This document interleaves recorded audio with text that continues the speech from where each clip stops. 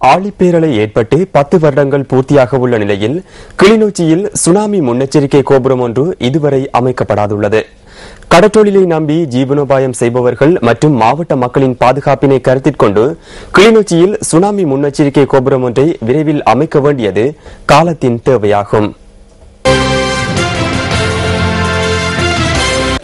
கிளிநொச்சி பூநகரி பிரதேச செயலாளர் பிரிவுக்குட்பட்ட பள்ளிக்கூடா பகுதியில் சுனாமி முன்னெச்சரிக்கை கோபுரம் ஒன்றை நிர்மாணிப்பதற்காக போடப்பட்ட அடித்தளமே இது.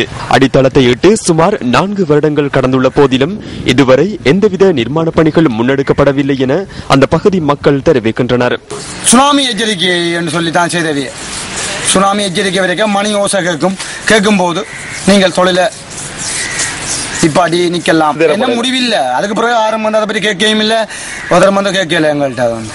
கடற்றொழிலை ஜீவனோபாயமாக கொண்டுள்ள தமக்கு சுனாமி எச்சரிக்கை கோபுரம் அத்தியாவசியமானது எனவும் மக்கள் சுட்டிக்காட்டுகின்றனர்.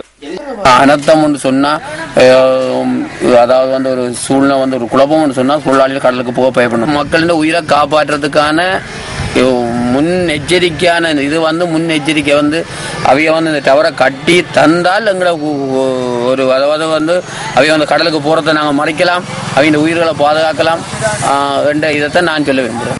கிளிநொச்சியில் வெறுமனே அடித்தளம் மாத்திரம் போடப்பட்டுள்ள சுனாமி முன்னெச்சரிக்கை கட்டமைப்பு விரைவில் பூர்த்தி செய்யப்பட வேண்டும் என்பது பள்ளிக்கூடா மக்களின் ஏகோபித்த எதிர்பார்ப்பாகும்.